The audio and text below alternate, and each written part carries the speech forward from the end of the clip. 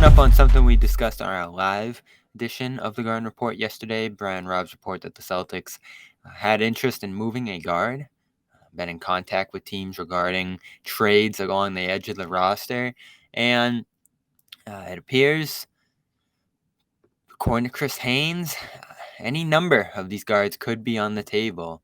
He wrote today in his news post that the Celtics have been fielding calls on a multitude of quality guards on their roster.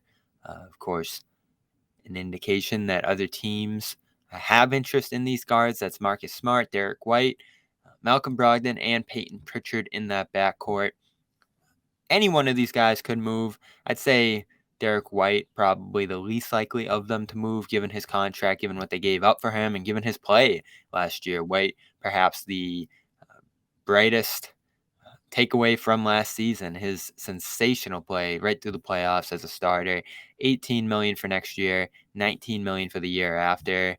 I wouldn't even be surprised to see extension talks fire up with him next year so they can keep him here long term on favorable terms. I can't see him moving unless it's for a star. And I don't see that happening either. CLNS Media's Celtics coverage is brought to you by FanDuel. New customers get a no-sweat first bet up to $1,000. That's bonus bets back if your first bet doesn't win. Marcus Smart, the next in line, $18 million this year, $19 million the year after, $21 million the year after that. Would be surprised to see him move, won't rule it out. The ability to have him at those terms, given the production he puts out there each night, I think is super favorable, especially where the team needs supporting pieces, needs playmaking, and the ability to start players alongside Jason Tatum and Jaylen Brown who don't thrust the Celtics over that second apron. And Smart on those numbers won't do that for the entirety of his contract. I think that's going to be important, especially given that length. I mean, through 2026, not even an option that year. I still think, as we've said many times here on the Garden Report, his value is more enticing to the Celtics than anything other teams would give up to acquire him. Though, again, would not rule it out. So that brings us to Payton Pritchard, who I think a report earlier this offseason indicated the Suns have some fans of him in their organization. I'm sure many teams across the NBA would like to get a point guard complement who can be retained, I think, at a favorable price in extension talks this summer, and at least have that restricted free agency to bring him back next summer if he does go to the open market. He won't bring back a significant return for the Celtics, certainly, given his production through 3 years and the contract especially, which is just about $1 million or $2 million. You're not getting much money back from that period. Just another guy similar to him, I think, that wouldn't be playing much. Maybe even at the same position. So they could do that. They probably will do that if they're not able to move anyone else here, given his disposition last year.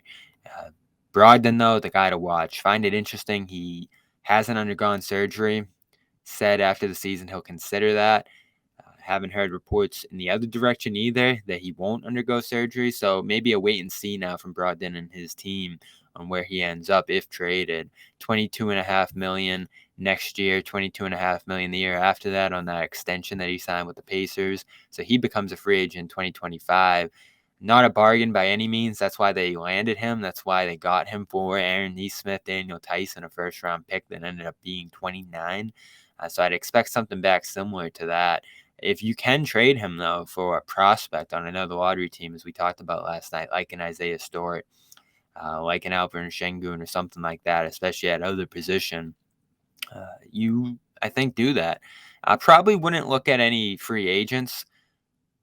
Sign and trade too complicated for the Celtics, even if they are sending out $22.5 million. And in that case, it's only counting as ingoing salary for that new team. So it would have to be a team with cap space like Detroit to take this full salary and send back less to the Celtics.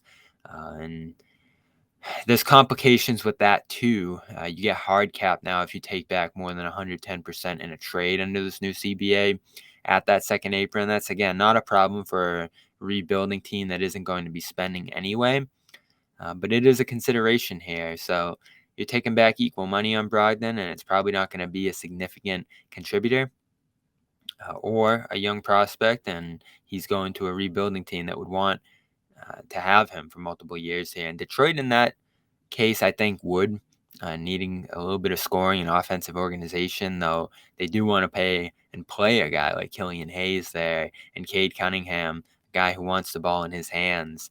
Would Brogdon accept a bench role on a rebuilding team?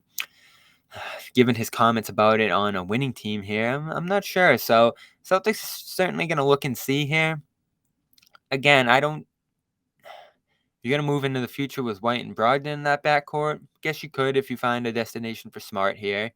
And the Celtics are going to explore everything, I'd assume, to make this roster a little bit more sustainable, make it easier to coach on Joe Mazzulla. These guards became tough to balance through the end of last year, and salary, of course, a huge consideration here too. Celtics pressed up against that second apron line if they want to keep Grant Williams here. We'll continue to follow this.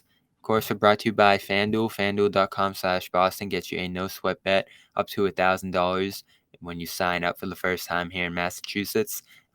Partner of Major League Baseball, which is getting going here. And, of course, our official sports wagering partner here at CLNS Media. And a big shout-out to HelloFresh. HelloFresh.com/ Garden16 is actually what you're looking for. Use that code 16Garden for 16 free meals plus free shipping. Great fresh ingredients, prepackaged and sent to your home. I love the meatloaf. Love the bass I got in my fish package from them. And we all went back and purchased our own after the fact, which shows how good this is. It's a great way if you're in a rush, if you don't like cooking, to make it a little bit more fun and manageable. And of course, you're going to get 16 free meals when you head to HelloFresh.com/16Garden. As always, shout out to Athletic Greens. AthleticGreens.com/garden gets you a year's supply of vitamin D, 5 free travel packs, and they're powdered with vitamins, minerals, adaptogens, probiotics, and more. That's our news edition of the Garden Report for today. Chris Haynes reporting that the Celtics shopping those guards, fielding calls on those guards. So which one will move? Let me know below, and we will see you next week on the Garden Report, NBA Draft Thursday. I'm Bobby Manning for the Garden Report. Talk to you then.